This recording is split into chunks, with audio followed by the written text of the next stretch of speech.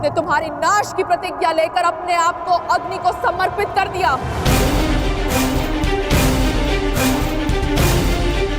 हाँ भीष्म, मैं उसी अंबा का पुनर्जन्म हूं, शिखंडिनी।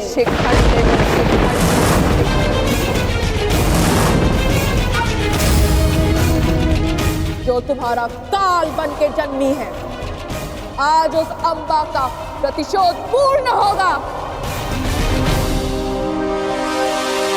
आज मैं तुम्हें मृत्यु दूंगी।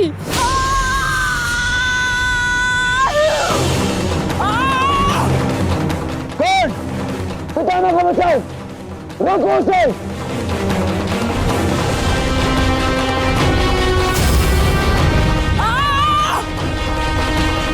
अंगराज, तुम कुछ करते क्यों नहीं हो?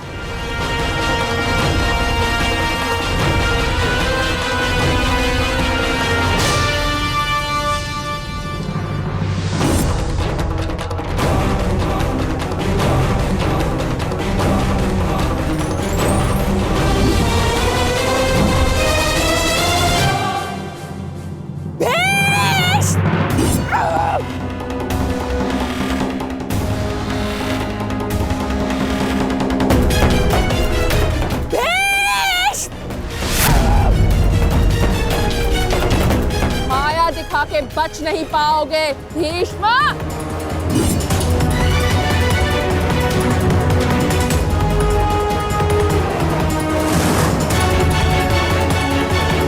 ब्रह्माया अस्त्र, ये प्रतिद्वंद्वी के सबसे बड़े शत्रु का भय उसके समक्ष उत्पन्न कर देता है।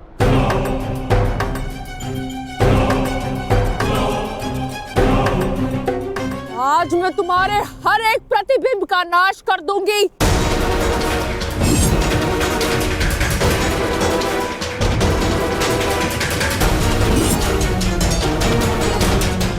ओह, तो वो कथा सत्य थी, जो अंबा गंगा पुत्र के संहार के लिए पुनर्जन्म लेगी।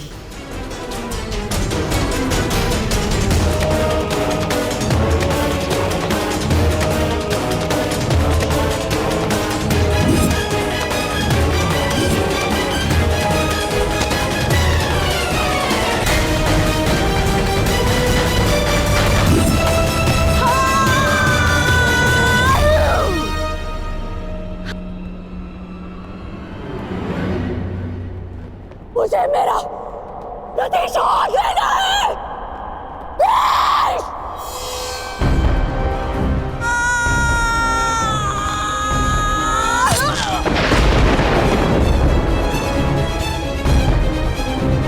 अब समय आ गया है, शिखंडिनी को नागपाश के बंधन का अनुभव करा दिया जाए।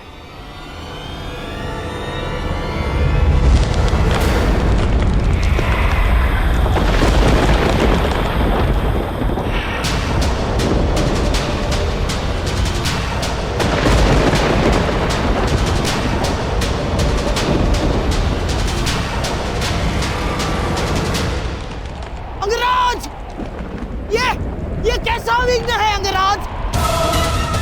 और अचानक ये जलवायु परिवर्तन कैसा?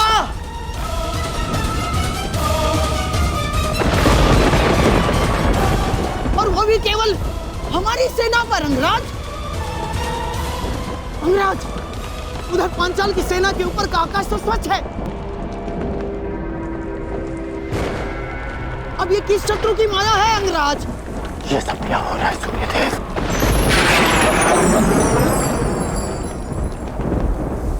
ये सूर्यदेव नहीं मूर्खकण, ये मैं,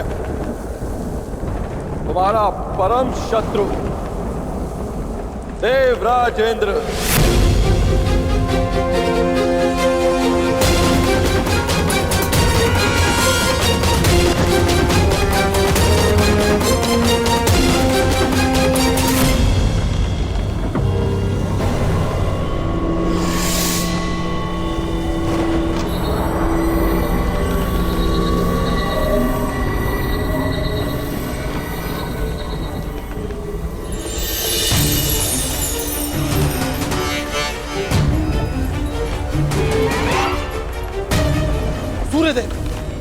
ये आप क्या कर रहे हैं? अब क्यों मेरे मार्ग में आ रहे हैं? देवताओं के राजा होने का ये अर्थ नहीं है कि आप ही को अपनी शक्तियों का प्रयोग करने का अधिकार है।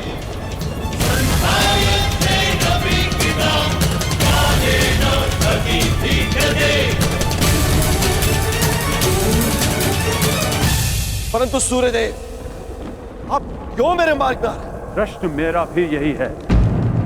हस्तिनापुर की सेना पर आप अपना क्रोध क्यों जता रहे हैं? सूर्यदेव, मैं तो केवल अपने पुत्र के मार्ग में आई अड़चन को हटा रहा। और मैं भी अपने पुत्र की सहायता करने का प्रयत्न कर रहा हूं। आपका पुत्र? ये सूत पुत्र नहीं, सूर्यपुत्र कर्ण। माना आप देवताओं के राजा हैं, परंतु आप भी त्रिदेव द्वारा ही संचालित होते हैं। यदि आप अपने अधिकारों और शक्तियों का दुरुपयोग करेंगे तो मुझे भी अपनी शक्तियों का प्रयोग करने का अधिकार है।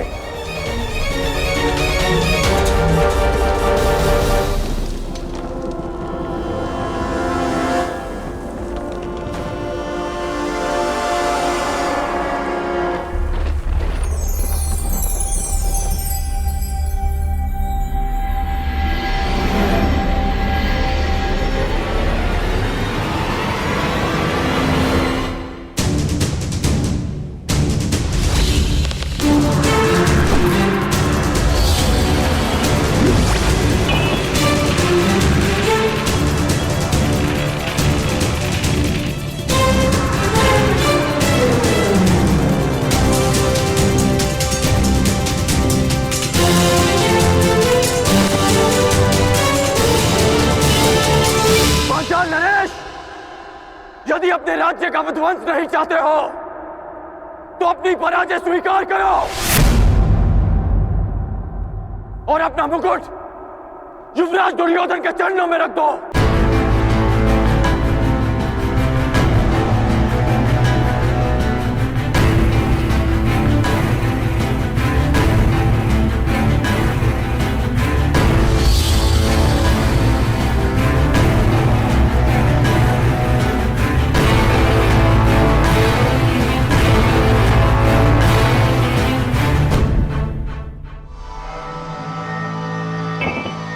मामा श्री, आज इस विजय से मेरी उस पराजय के अपमान का दंश मेरे हृदय से निकल गया।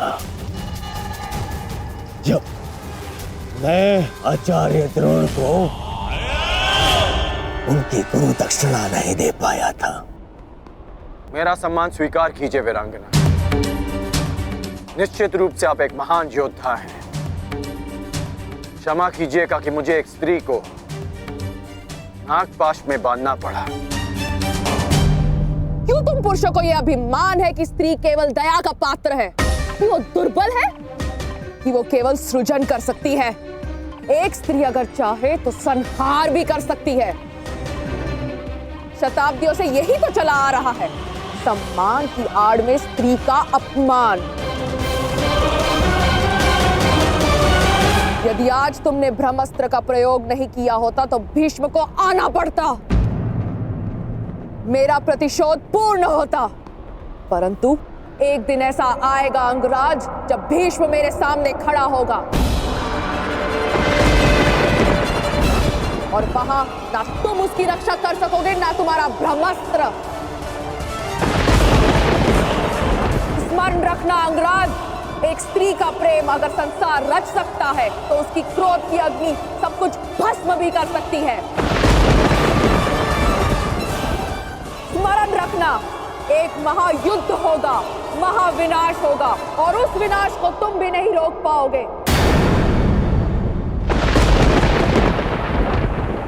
जहां तुम भी अपने घुटनों पर बैठकर अंतिम सांस लोगे। स्मरण रखना कर्ण।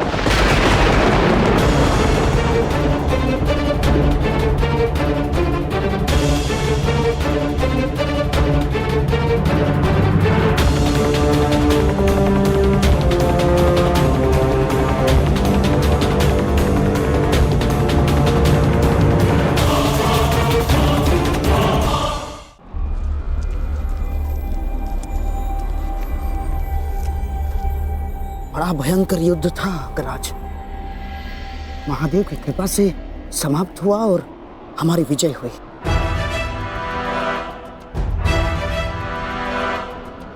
अभी कई युद्ध शेष हैं और कई विजय प्राप्त करनी है गांधार नरेश।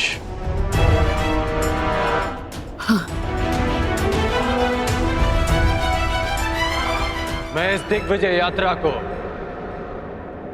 अंत तक अवश्य पहुंचाऊंगा।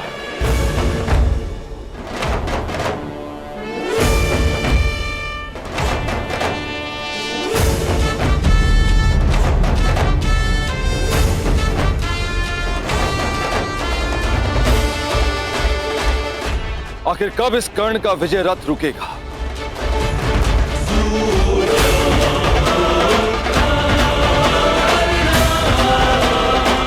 अब तो मैं खुलकर कुछ कर भी नहीं सकता, कोई प्रहार नहीं कर सकता, क्योंकि तुरंत सूर्यदेव इसके समर्थन में आ जाएंगे। सूर्यपुत्र कर्ण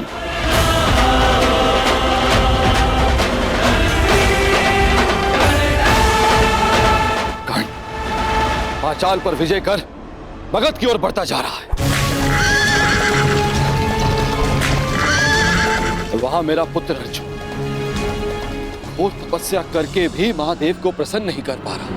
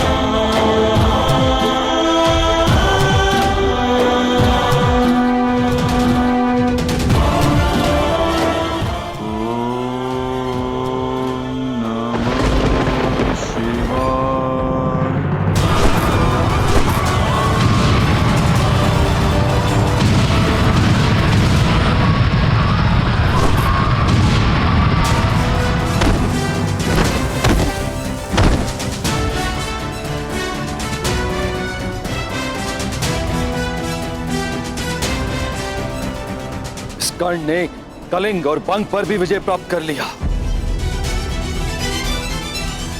अधिक से अधिक शक्तिशाली होता जा रहा है कर्ण।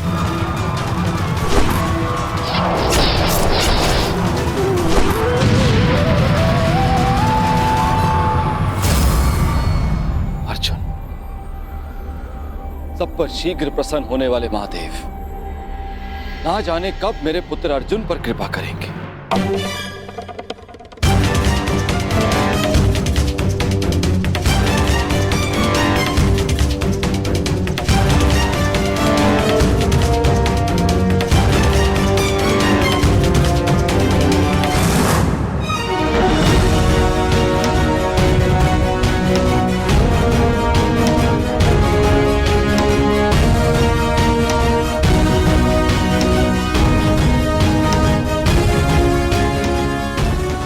वनवास के 10 वर्ष पूर्ण हो चुके।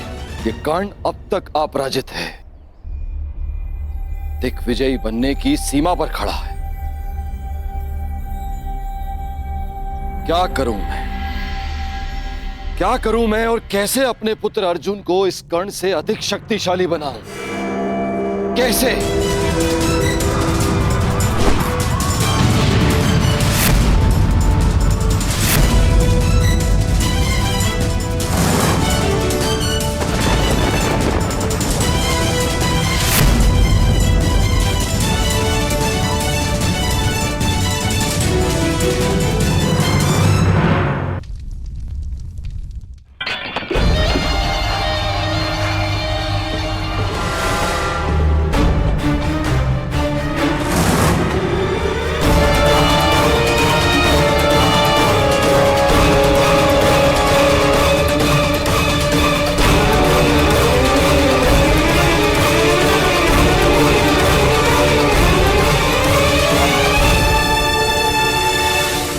बंग, छेदी, कलिंग, मगध, त्रिगत, मत्स्य, इन सब पर या तो विजय मिली है या इनसे संधि हुई है युवराज। आपके चरणों में भारत के सारे राजाओं के मुकुट प्रस्तुत हैं। कुछ ने स्वेच्छा से दिए हैं और कुछ के शीश काट कर लाए गए हैं। असत्य भाषण तुम जैसे वीर पुरुष को शोभा नहीं देता अंगराज। अभी तक दिग्विजय संपन्न नहीं हुई है, क्योंकि इन मुकुटों में एक मुकुट तो है ही नहीं। उग्रसेन का मुकुट अंगराज। द्वारका अंगराज, द्वारका।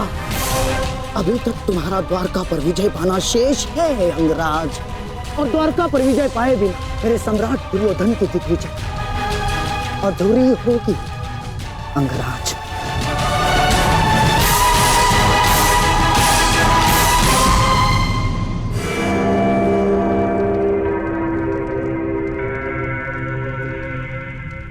द्वारका से युद्ध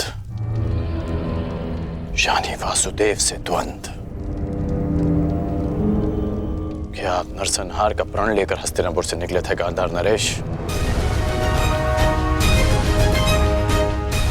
रक्त की नदियां बह जाएंगी, परंतु वासुदेव और श्री बलराम को हराना असंभव है। लोग उन्हें यूं ही अवतार नहीं कहते। अवतार की कथा पे वो विश्वास करते हैं जो कृष्ण से भयभीत हो।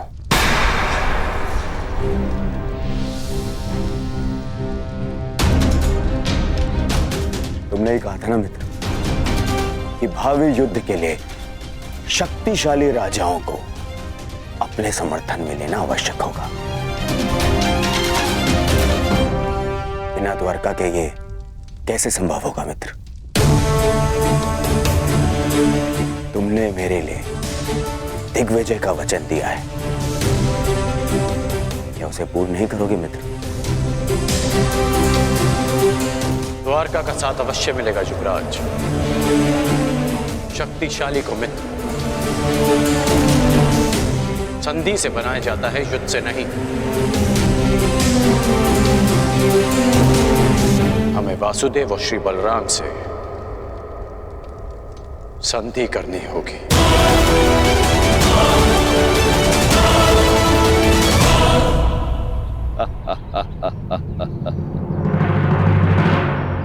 द्वारका से संधि? द्वारका से तुम्हारी संधि नहीं होने दूंगा कर्ण। तुम्हारे विनाश का जो अवसर मैं खोज रहा था वो तुमने स्वयं मुझे दे दिया है। अब देखना बलराम कैसे तुम्हारा विनाश करेंगे।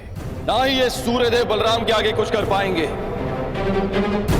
और ना ही गोवर्धन उठाकर मुझे नीचा दिखाने वाला वो वासुदेव कृष्ण।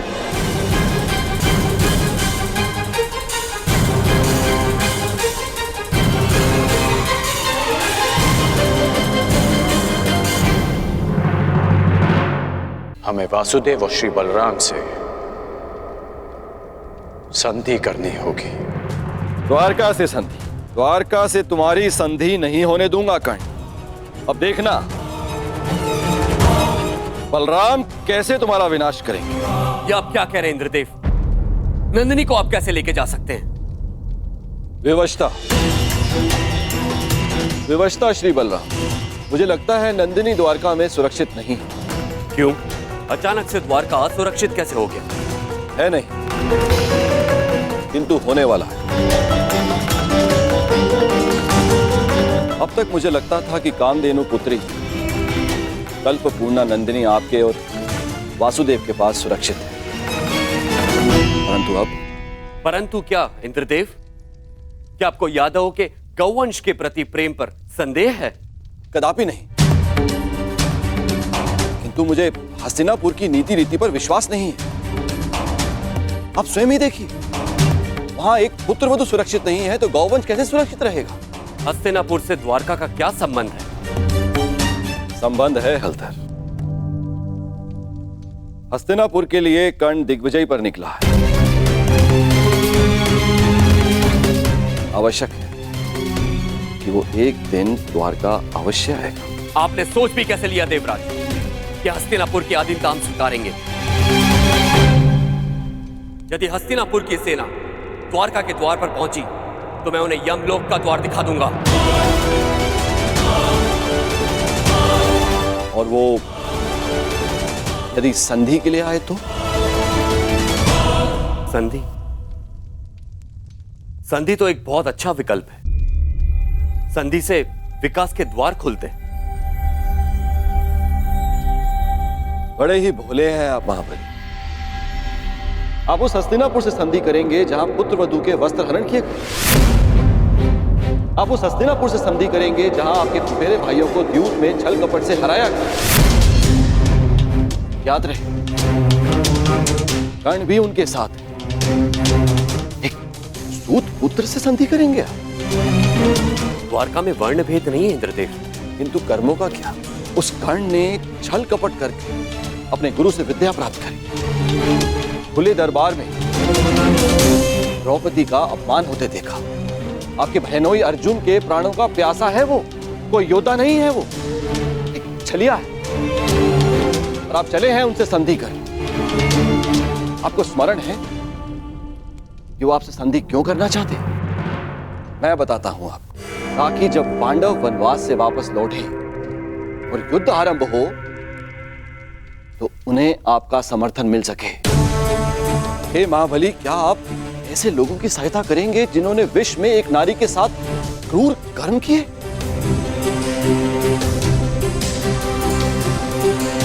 तो और क्या विकल्प हो सकता है इंद्रदेव? यदि कोई मित्रता का हाथ बढ़ाने के लिए आपके घर तक आए तो आप उसे कैसे ठुकरा सकते हैं? यदि मित्रता का अवसर ही ना दिया जाए तो? कैसे?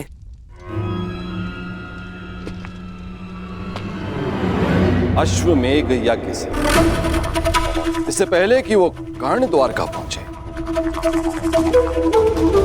आप अपने नाना श्री के प्रतिनिधि बनकर यज्ञ आरंभ कीजिए। अश्व छोड़िए। यदि कर्ण ने उस अश्व को जाने दिया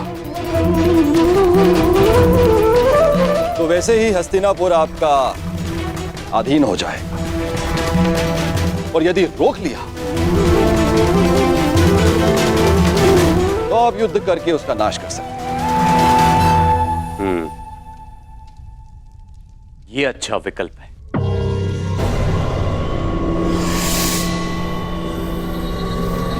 यदि ऐसा है तो मैं नंदिनी को आपके सानिध्य और आपकी सुरक्षा में छोड़ने के लिए तैयार हूं।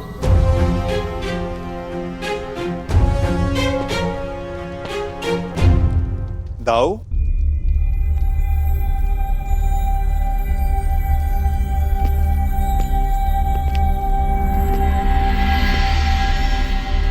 बिना कर्ण की मंशा जाने उससे युद्ध करना मुझे उचित प्रतीत नहीं होता दाऊ।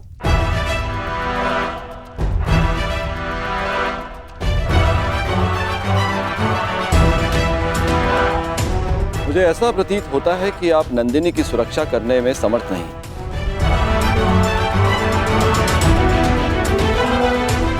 ऐसी स्थिति में आप उसे लौटा ही दीजिए।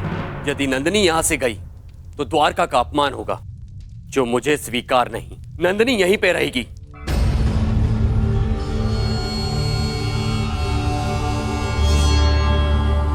अश्वमेघ यज्ञ का आयोजन होगा कन्हैया। ये तुम्हारे ज्येष्ठ का आदेश है।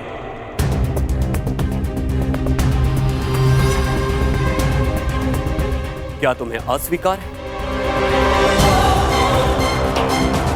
यदि अश्वमेघ यज्ञ नहीं हुआ तो नंदिनी द्वारका को छोड़कर चली जाएगी और यह द्वारका के लिए बहुत ही अपमानजनक बात होगी। क्या यह स्वीकार है?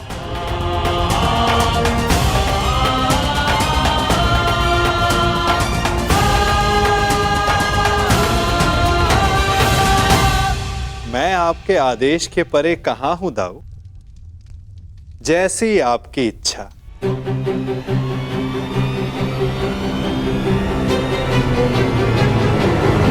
तो ठीक है, यज्ञ के लिए उत्तम अश्व की व्यवस्था करो और पहले ही मुहूर्त में यज्ञ प्रारंभ होगा।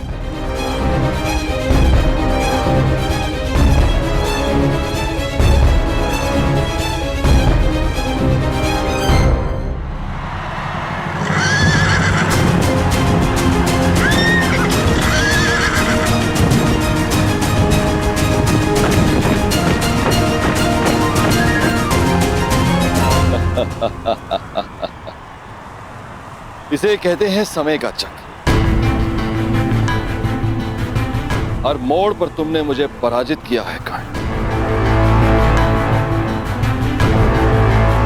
लेकिन अब तुम्हारे पास कोई विकल्प नहीं। यदि द्वारका के अश्व को जाने दिया तो भी तुम्हारी पराजय होगी, और रोक दिया तो बड़े भ्राता बलराम तुम्हारा वध करेंगे, इसे स्वयं अनुज कृष्ण भी नहीं रोक सकेंगे।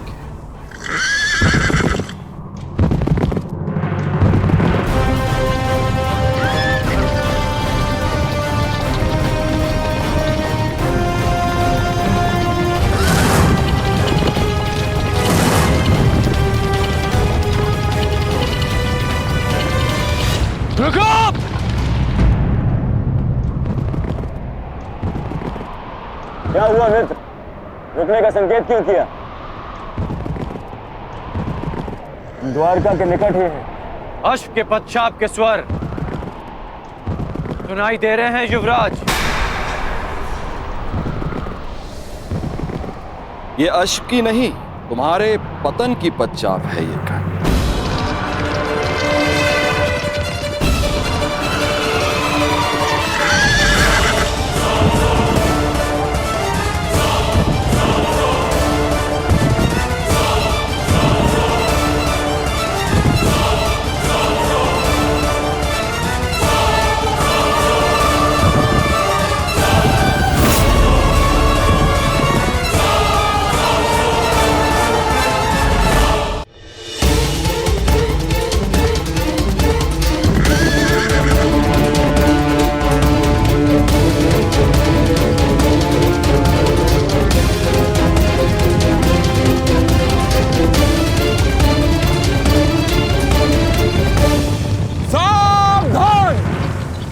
अश्वमेध यज्ञ का अश्व है जो श्री बलराम और श्री कृष्ण की सुरक्षा में है।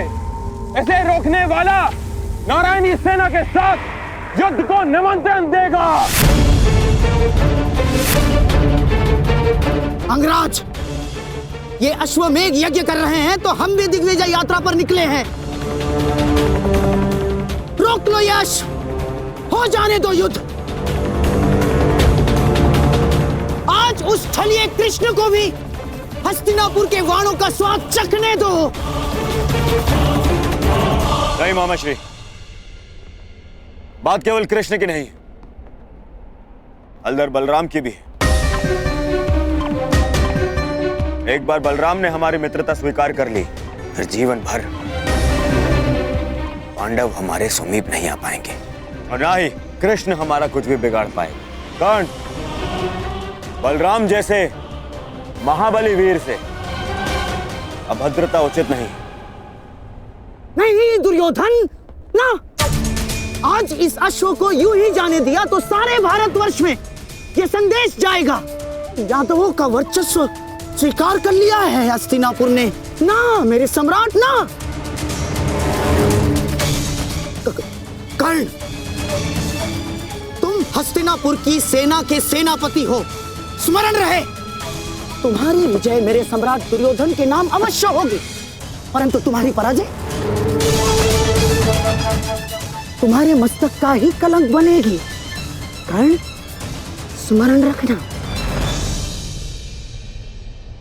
सोच क्या रहे हो कर्ण? रोक लो ये अश्व। कर्ण, ये अश्व रोक लो।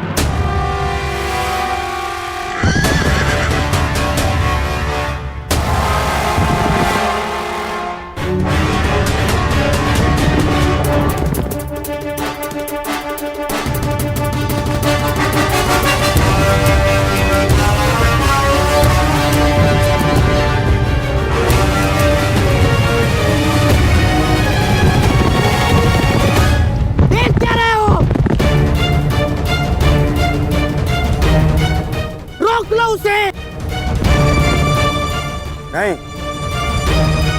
कर्ण,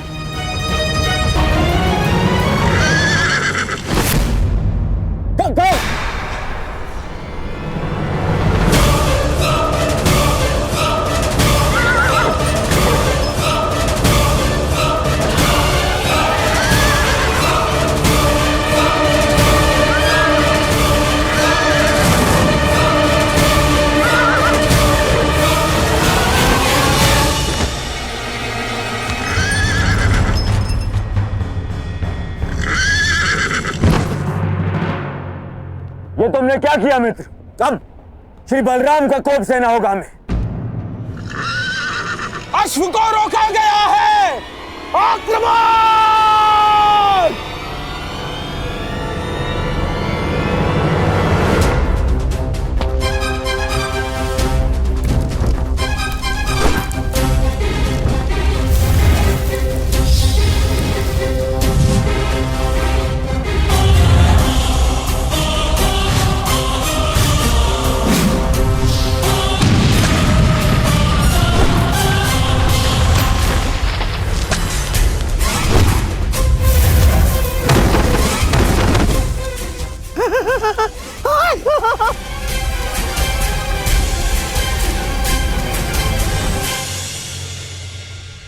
ठीक कहा था देवराज ने, यह कर्ण बड़ा ही उद्दंड और दुस्साहसी है। द्वारका के अश्वों में एक यज्ञ के अश्व को रोका है उसने, हमारी सेना पर आक्रमण किया है उसने। मैंने कहा था ना दाऊ कि ये योद्धा तनिक विकट है, परंतु उसने अभी तक बलराम के हल और गदा की विकटता नहीं देखी है। हस्तिनापुर को अपने हल की नोक से उखाड़कर भूमि में गाड़ दूंगा मैं जानता हूं कि तुम्हें कर्ण प्रिय है, परंतु जो भी द्वारका के सम्मान की सीमा को लांघे वो मुझे प्रिय नहीं।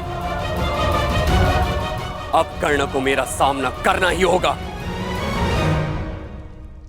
अब जैसी आपकी इच्छा दाऊ।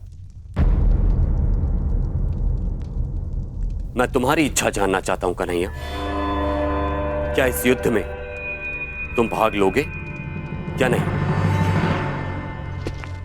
अब दाऊ की इच्छा है तो कन्हैया को तो आना ही होगा,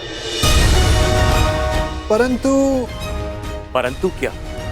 परंतु इस युद्ध में मेरी भूमिका कुछ और होगी दाऊ, क्योंकि आने वाला योद्धा महारथी है और इस युद्ध में सामना करने के लिए आपको एक चपल सारथी की आवश्यकता पड़ेगी।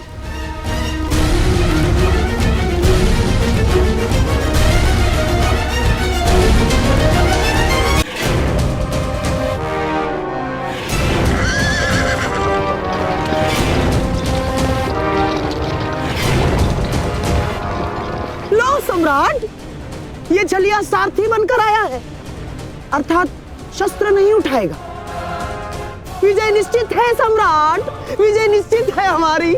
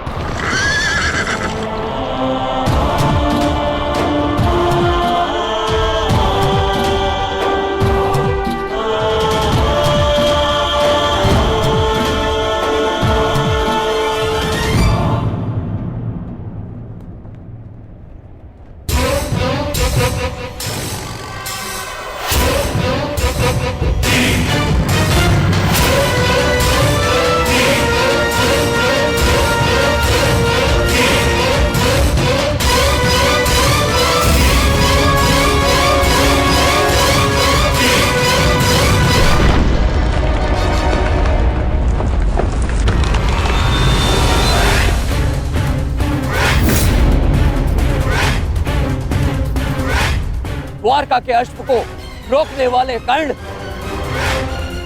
तेरा सामना बलराम से है। अपने प्रियजनों का स्मरण कर ले, क्योंकि तेरा स्वागत स्वयं यमराज करने वाले हैं।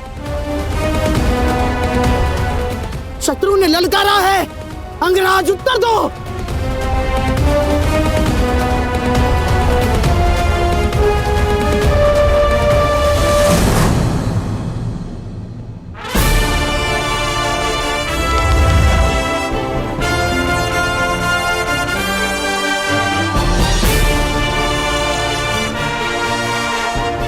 इस छलिए कृष्ण ने हमारे कई बनते काम बिगाड़े हैं दुर्योधन। आज इसकी पराजय का आनंद हम उठाएंगे। द्वारका का पतन होगा।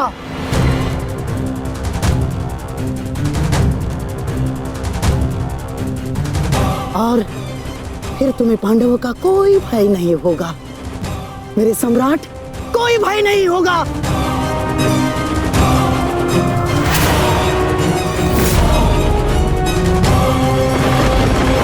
बाण संधान करो कर्ण। तुमने बाण संधान किया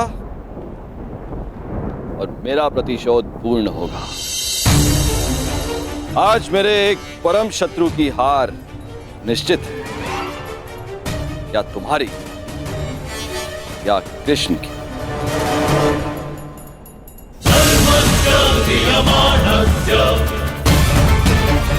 चला बाण चला कर्ण।